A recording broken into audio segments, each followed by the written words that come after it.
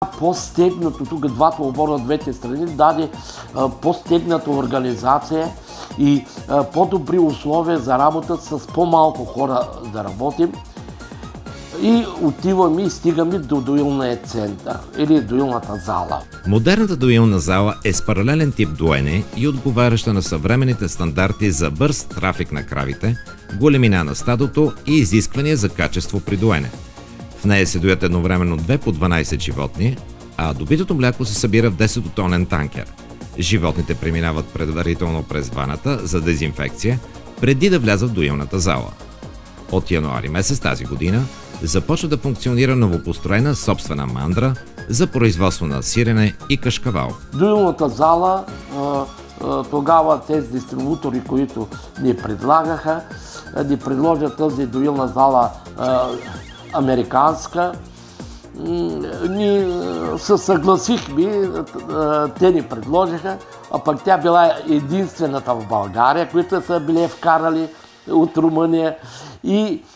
Но това инсталираме. Много добър инженер имаха те и тогава ми показаха едно видеоклипче от Америка за доилна зала с маза отдолу. И тогава това трябваше аз да реша, защото аз ръководех целия обект тук. И Петров, и Мехмет, и той, но мене чакаха. И аз в края на краищата прецених, рискувах, забавих ми строежа на доилната зала с 20 дена, но трябва да ви кажа, че това не е най-сполучливият момент от построяването на край фермата. Защото 2/3 от приборите, измервателни и всички са долу в мазата, в която в 14-15 градуса в годината се поддържа там и са запазени приборите, дори това млекомерите, запазена пулсаторите, най-много за пулсаторите. Пулсаторите не смея да спомена, но ето 5-та година ги ползваме. Те не са дали никакъв дефект. Не съм сменял. Като бяхме в стария обект, стария обор, имахме централен млекопровод, а за пулсатори на 3-4 дни с пулсатори се занимавахме. Доилната зала има и това софтуер, който специално за нашата доилна зала е направен, който отчита млякото на кравите, отчита се в главния компютър, там осеменяване, разгонване, всичко, което с доктора се занимава с тези неща.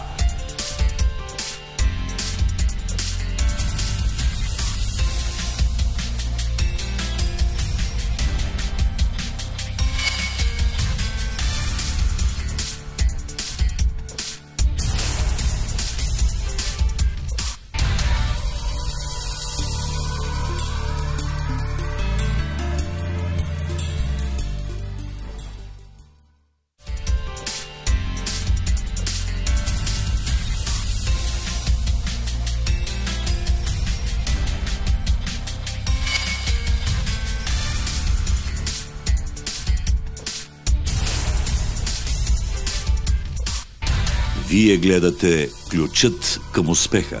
Едно предаване за регионите в България. Каква е ролята на човешкия фактор при вас? Човешкият фактор е най-важен. Без кадри нищо не може. Може да имаш много пари, може да искаш какво си, но без кадри не може да се. Ние, благодарение на профилактиката, която се извърши от ветеринарния доктор и ветеринарния техник, ние намалихме кучетата. Персонала при нас няма текучество. Аз много това употребявам, че ние сме социална ферма, защото тук има доячки, които вече работят 6-7 години. Дори сега, с която е отговорничката тук долу ще ви покажем. Благодарение на нея и на доячките, ние мъстите крави нямаме. Връзката между доячките и докторите, това е много важна работа. Без тази връзка, защото доячките виждат всяка крава какво, дали е заболяла, кое, как е, докладват всеки ден на докторите. И те съответно тази заемна връзка, те им дават номера на крави, как да... И механизаторите, един механизатор е и фуражир. Той, дето хвърля с цистерната турта, той храни животните сутрин и вечер с никсера. В борите имаме по един човек, гледач. Той се грижи за почистването на обора, за изтикването на храната, за наблюдението, да види дали някои крави не са разгонили, за това, за да могат да бъдат осеменени, докладват на докторите. Всичкото това, края на краища, хората и много колеги, когато се събираме, страдат и се опакват от работна ръка в животновъдството. С всички механизатори, с всички животновъдни, аз пряко контактувам и, нали, може би, учителската ми професия ми помага аз да ги мотивирам.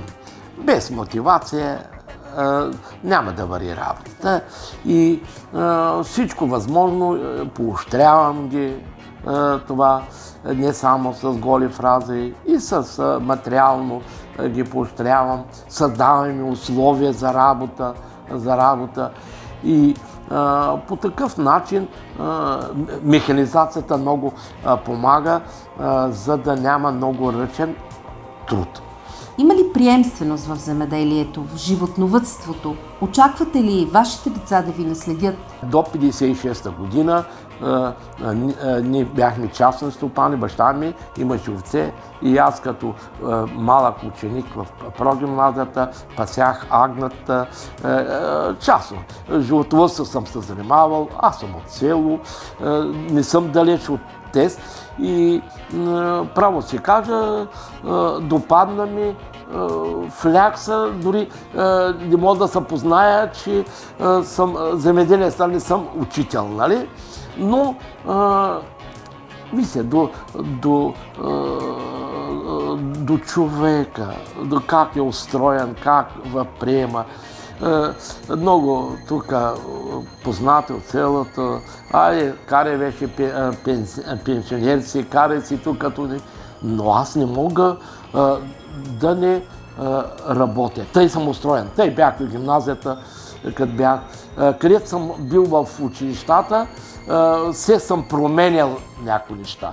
И сега, благодарение на тази работа, аз успявам да се запазя малко жизнен, не че няма човек проблеми, жизнен, за да мога да работя и да забравям всички болешки и всички неприятности. Всеки ден решавам проблеми. Върху мене се падат да се решават проблеми.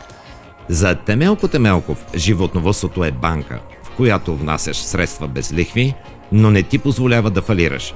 Ако нямаш изход, продаваш животните.